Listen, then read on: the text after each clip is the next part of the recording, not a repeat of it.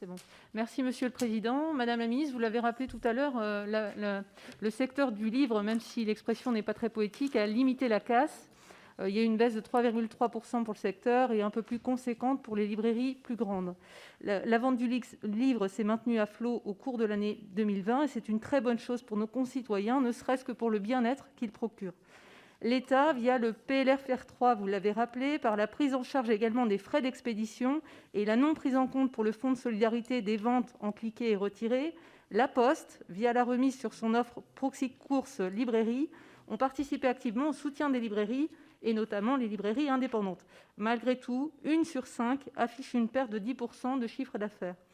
Alors que nos étudiants ont plus que jamais besoin de cet accès aux livres et même au domicile de leurs parents, que le livre reste un antidote aux angoisses en cette période de crise et face aux nouvelles difficiles, pouvez-vous nous confirmer que ces aides pourront être maintenues autant que nécessaire ? Il pourrait être même important d'en voir certaines pérennisées, et notamment concernant les frais d'expédition. Merci. Je sais, Madame la députée, à quel point vous êtes impliquée sur ce sujet. Vous êtes d'ailleurs présidente du groupe d'études sur le livre. Et j'aurais pu utilement, dans ma première réponse sur ce sujet, vous citer, peut-être même vous citer d'entrée, ce n'était pas un oubli. Je ne doutais pas que je pourrais vous rendre hommage par la suite. Sur le sujet précisément de la pérennisation de cette mesure sur la prise en charge des frais d'expédition, il faut le faire dans un système revu globalement. Je renvoie au travail qui est effectué en ce moment par Yannick Kerlogot et Michel Larive.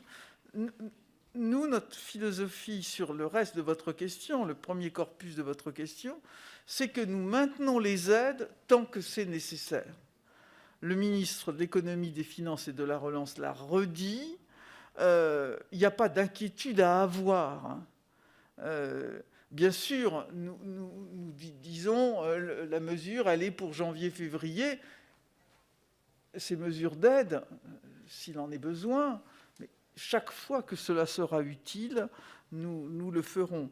Et bien sûr, je sais que les grandes librairies ont été plus marquées. Et d'ailleurs, on peut signaler que, par exemple, Giberjeune, place Saint-Michel à Paris, a annoncé sa fermeture prochaine, mais je dois dire que ce n'est pas la crise covidaire qui a été en cause, mais des difficultés structurelles qui ont été avivées par des crises successives, en particulier les exactions de certains militants gilets jaunes et la fermeture de fait des établissements. Donc là, il y a devant des grandes difficultés comme cela, il y a toujours aussi des causes plurifactorielles. C'est tout à fait regrettable, mais nous sommes à leur côté, bien entendu. Merci.